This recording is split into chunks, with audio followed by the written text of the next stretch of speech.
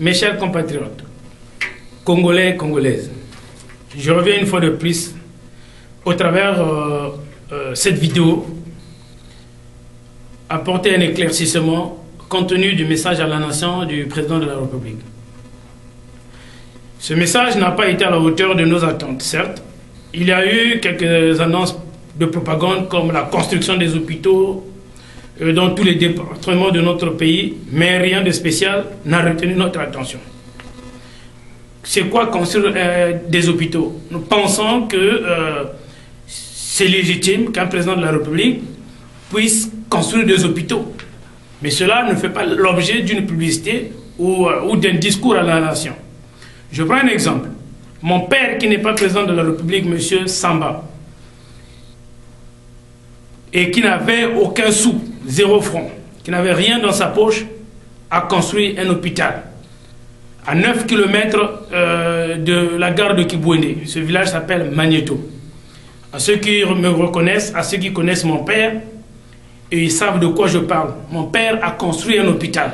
Aujourd'hui, cet hôpital a été détruit vu les conflits, les hostilités que nous avions connus au niveau du pays. Mais mon père, dans son temps, il a construit un hôpital. Que monsieur le président de la République se vante pour dire que j'ai construit 15 hôpitaux dans 15 départements de Brazzaville, mais franchement, c'est ridicule. Nous pensons que c'est quand même légitime qu'ils construisent des hôpitaux. Sur le plan politique, le président de la République, garant de la Constitution de notre pays, a choisi son camp, celui de l'irrespect de la loi fondamentale, en renvoyant dos à dos ceux qui soutiennent le changement de la Constitution et le coup d'État constitutionnel. Ce faisant, ne choisissant pas notre camp, automatiquement, il a choisi celui d'en face. C'est dommage, car on ne peut pas parler de paix acquise au prix du sang de tous et en même temps tenir en otage un peuple qui n'aspire qu'au progrès. Les Congolais n'ont pas donné leur sang pour la paix au nom d'une famille ou d'une ethnie. C'est au nom d'un idéal démocratique qui est aujourd'hui confisqué. Cet idéal, ce n'est pas le dialogue proposé par le PCT et son président qui va le construire. Nous ne sommes pas partisans du recyclage d'une élite. Ça veut dire quoi? Nous ne voulons pas du dialogue. Pourquoi dialoguer? Avec qui dialoguer? Nous pensons que c'est un faux débat. Nous avons une loi fondamentale qui est la Constitution de 2002. Cette Constitution-là doit suivre son cours normal. C'est la Constitution qui va séparer le président de la République et son mandat.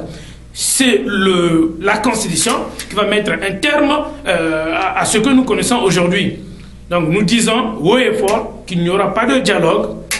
Nous rejetons tout dialogue avec le président de la République. Juste la Constitution va trancher. Mais nous devons alors faire un ménage républicain et commencer par trier et mettre les gens qu'il faut à la place qu'il faut. Mettre les élites réelles avec un cursus véritable et vérifiable à la tête des institutions de l'État. La République du copinage et du cooptage devrait faire place à la République de l'excellence. C'est seulement après cela que le travail sera possible et l'émergence d'une réalité. Notre devoir est de faire ensemble que le Congo, que l'économie de notre pays soit à la hauteur de l'Afrique, soit à la hauteur de ses attentes. Le PCT est la caisse de résonance de M. Sassou.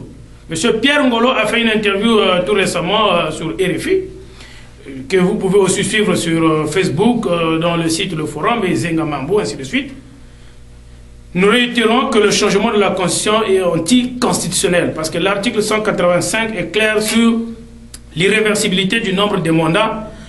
L'âge des candidats à l'élection présidentielle, c'est le sacré de la Constitution. Je cite un passage de son discours quand il dit « Il est évident que les affaires des Congolais sont et seront réglées par les Congolais eux-mêmes, de préférence par le dialogue, et si les divergences persistent, seul le peuple souverain sera appelé à trancher par le vote. Il ne saura en être autrement. » Ça, c'est monsieur le président de la République qui dit ça. En lisant entre les lignes, ses propos dessinent les contours de sa stratégie. Primo, le dialogue que nous rejetons. Quel dialogue? Le dialogue type Evo, le dialogue type Dolisie, où il appellera la classe politique qu'il tient en laisse pour un exemple, pour faire un gouvernement qu'il ramènera à la mangeoire et donnera à Sassou un sursis politique au-delà de 2016. Nous n'en voulons pas. Nous ne voulons pas de dialogue. Nous rejetons tout esprit de dialogue parce que c'est la Constitution qui va trancher. Comme je venais de dire, en 2016, ni le président de la République, ni son fils, parce que le Congo n'est pas une royauté, ne sera candidat à la présidence. Et cela, c'est la première option. Nous connaissons sa capacité à corrompre à tour de bras avec l'argent des contribuables congolais et la bassesse de la classe politique. Ses amis qui sont aujourd'hui à l'opposition, que nous pensons que ce sont des pseudo-opposants. Et secondo, s'il rencontre de la résistance par rapport à ce plan A, ce qu'il traduit, et si les divergences persistent entre responsables politiques, il passera au plan B, c'est-à-dire le référendum. Nous rejetons aussi l'esprit du référendum. Le peuple n'a pas à choisir si la Constitution, si cette Constitution va être modifiée ou pas. Nous n'avions pas besoin de ça, nous n'avions pas besoin du référendum. Le peuple congolais, nombreux sont ceux qui sont à Brazzaville, n'ont pas lu cette Constitution. Et quand ils passent par des pseudo-sages, des Congolais qui se disent sages, nous disons que c'est un faux débat. Aucun de ces sages n'a lu la loi fondamentale et ne maîtrise pas la loi fondamentale. Le peuple congolais est pris en otage. Voilà pourquoi nous rejetons l'esprit de dialogue, nous rejetons l'esprit de la Constitution, du référendum, ça veut dire le plan B du président de la République. Et nous savons qu'à son tour, il veut organiser des élections. Alors la CONEL sera à revoir parce que tous les membres de la CONEL, je répète, tous les membres de la CONEL sont membres du PCT. Comment pouvons-nous aller aux élections avec une organisation comme la CONEL dont tous les membres sont déjà membres du PCT? Nous n'irons pas aux élections en 2016 avec la CONEL et avec comme candidat en face M. le Président de la République, Sassou Nguesso. Qui va aller en campagne avec M. le Président de la République ou son fils? Personne. Voilà pourquoi nous rejetons le dialogue, le référendum. Nous voulons que la CONEL soit réorganisée. Nous voulons des élections libres et transparentes, mais sans Sassou Nguesso et sans la CONEL. Pas cette CONEL-là, que tous les membres sont déjà membres du PCT. Alors, mes chers compatriotes, quand saurons-nous faire de la politique en tenant des positions fermes, incarnant des valeurs républicaines et démocratiques? Faisons une lecture de la personnalité psychologique du président de la République sur la scène politique congolaise, de 1968 à nos jours. Faisons comme si nous étions des étudiants et que nous étudions un personnage de roman. Mon avis est clair, les faits patents, ce personnage est félon. Sa célèbre litote à la conférence nationale j'assume n'a jamais été sincère. Quand il dit j'assume, c'est cela qu'il veut faire répéter. Le pardon du peuple lors de la cérémonie de lavement des mains à la fin de la conférence nationale, là aussi, c'était pas sincère. Je vais dire mon cri du cœur, nous sommes devant un dilemme. Le PCT est un cancer qui nous ronge. S'il passe en force devant le changement de la Constitution et que le peuple descende dans la rue, les Congolais vont encore mourir. Si le peuple reste dans la marbre tétanisé par la peur de revivre les événements de 92, 93, 97, 2002, nous continuerons de mourir à petit feu, dans la misère et la pauvreté. Et eux continueront à voler, à tribaliser le pays.